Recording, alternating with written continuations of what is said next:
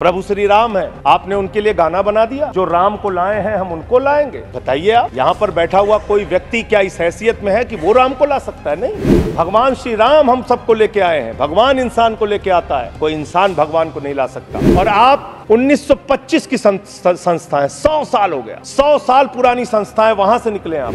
100 साल हो गया लेकिन दिमाग अभी भी बच्चों का, अभी बच्चों की तरह खेल रहे हैं। तुम्हारी पोल पट्टी खोलने लग जाए तो क्या हो, अगर मंदिर की मूरत बोलने लग जाए तो क्या हो। बताओ, ब्रह्म बेला में जहां तुम पाप धोते हो वही सरयू का पानी खौलने लग जाए तो क्या हो। अयोध्या हारे आप, जहां जहां से प्रभु श्री राम गुजरे थे वो सारी सीटें आप लोग हार गए। चंदा दो धंधा लो स्कीम मत चलाइए। इलेक्टोरल बॉन्ड में आपका पर्दाफाश हो चुका है। 3,02,000 करोड़ रुपए के ठेके अलग अलग कंपनियों को दिए गए, जिनसे इलेक्टोरल बॉन्ड के नाम पे पैसा लिया गया। इसकी जांच होनी चाहिए कि एक भी भ्रष्टाचारी को नहीं छोड़ूंगा, ये मोदी की गारंटी है। सारे भ्रष्टाचारियों को बीजेपी में शामिल करूंगा, ये प्रधानमंत्री की गारंटी है। ये गारंटी है आपकी। हम आ भी भरते हैं तो हो जाते हैं बदनाम, और वो कत्ल भी करते हैं तो चर्चा नहीं होता। आप लोग सबको गालियां देने लगते हैं। लोकतंत्र में अच्छी चीज नहीं मान्य। कभी मुसलमानों को गाली दो, कभी सिखों को गाली दो, कभी ईसाइयों को गाली दो। इस चुनाव में हमने देखा भारत के प्रधानमंत्री बड़े अफसोस के साथ कहना पड़ रहा है, कभी मुगल पे बात करते हैं, कभी मटन पे बात करते हैं, कभी मदरसा पे बात करते हैं, कभी मछली पे बात करते हैं। और हद तो तब हो गई जब देश के प्रधानमंत्री मुजरा जैसे शब्द का इस्तेमाल करते हैं। शर्म आती है, दुनिया के सबसे बड़े लोकतंत्र के प्रधानमंत्री ऐसी भाषा का इस्तेमाल कर रहे हैं। भारत के प्रधानमंत्री महंगाई पे बात नहीं करते महोदया, बेरोजगारी पे बात नहीं करते महोदया, किसानी पे बात नहीं करते। इस देश के अंदर अग्निवीर योजना के कारण भारत की सीमा को कमजोर करने का आपने काम किया, उस पे बात नहीं करते। इस चुनाव के अंदर हमने देखा विपक्ष के नेताओं को पकड़ पकड़ के कैसे जेल में डाला गया। ईडी का, सीबीआई का, जांच एजेंसियों का दुरुपयोग करके राज्यों के मुख्यमंत्री को जेल में डाला गया, मंत्रियों को जेल में डाला गया। इस चुनाव में हमने देखा भाषा का स्तर। इस चुनाव में हमने देखा हमारे दिल्ली के मुख्यमंत्री अरविंद केजरीवाल, उनको चुनाव से पहले जबरदस्ती पकड़ के जेल में डाल दिया गया महोदया। और मुद्दा क्या बनाया? तथाकथित शराब घोटाला।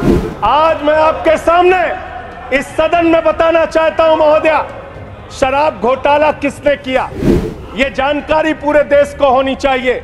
ये जानकारी भारतीय जनता पार्टी के मित्रों को होना चाहिए।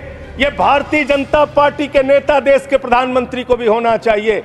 शराब घोटाला शरद रेड्डी से 60 करोड़ रुपए की रिश्वत लेने वाले भारतीय जनता पार्टी के लोगों ने किया है। आप लोगों ने इलेक्टोरल बॉन्ड के जरिए चंदा लेने का काम, रिश्वत खाने का काम, भ्रष्टाचार करने का काम किया है।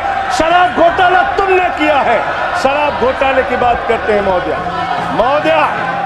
महोदया, यही चिल्लाने का काम करते हैं। मैं अपनी बात कहना चाहता हूं महोदया, दिल्ली के मुख्यमंत्री को ईडी कोर्ट ने जमानत दी महोदया। ईडी कोर्ट ने कहा अरविंद केजरीवाल निर्दोष है।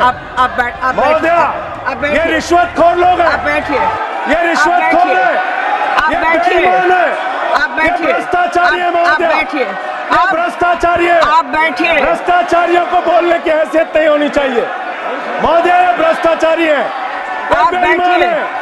इन्होंने शराब घोटाला किया है, आप बैठिए, रिश्वत खाई है। आप प्रयास सुनिए। रिश्वतखोर लोग हैं सर महोदया, आप ये बेईमान लोग हैं, ये बेईमान है, ये भ्रष्टाचारी है महोदया, ये रिश्वतखोर है, ये डाकू गब्बर सिंह है, ये डाकू गब्बर सिंह है महोदया, डाकू गब्बर सिंह। आप अभी बैठिए। अरे ठीक है, गलत सही आप नहीं तय करेंगे महोदया,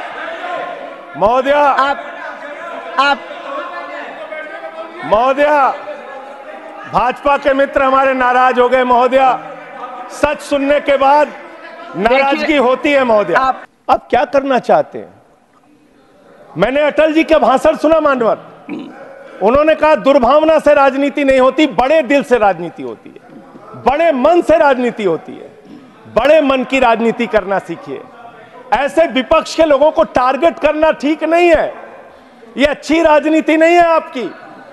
आपने दिल्ली के स्वास्थ्य मंत्री को जेल में डाल दिया। उस आदमी का 36 किलो वजन कम हो गया जेल में, मानने 36 किलो। आप इनकी टीका टिप्पणी सुन रहे हैं। हमारे दिल्ली के संजय जी, आप सोचते हैं कि आप अरविंद केजरीवाल को जेल में डाल के, सिसोदिया को जेल में डाल के, सत्येंद्र जैन को जेल में डाल के, संजय सिंह को जेल में डाल के हमारी पार्टी को खत्म कर देंगे? ये होने वाला नहीं है, ये कतई होने वाला नहीं है। याद रखना, इस शरीर के 100 टुकड़े भी कर देंगे आप तो आपके सामने झुकने वाले नहीं हैं। आपसे लड़ेंगे और जीतेंगे। आप डालिए, उत्पीड़न कीजिए जितना करना चाहते हैं आप। अहंकार छोड़ दीजिए, ये सबसे बड़ी बीमारी आप लोगों को लग गई है। सबका मजाक उड़ाना, सबको गालीबाजी करना, ये सब छोड़ दीजिए। इससे आपका कोई फायदा होने वाला नहीं है, इससे कोई फायदा नहीं होने वाला है। हम आ भी भरते हैं, हम आ भी भरते हैं मान्यवर।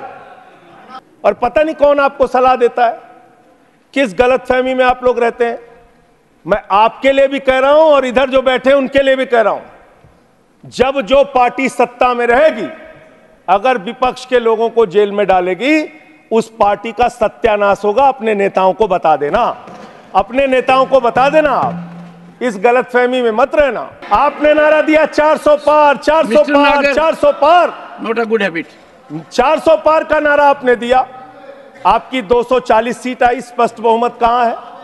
आपके दावे से 160 सीट कम आई मान्यवर, और 303 सीट पिछली बार थी, उससे 63 सीट कम आई मान्यवर, और 272 का बहुमत होता है, उससे 32 सीट कम आई मान्यवर।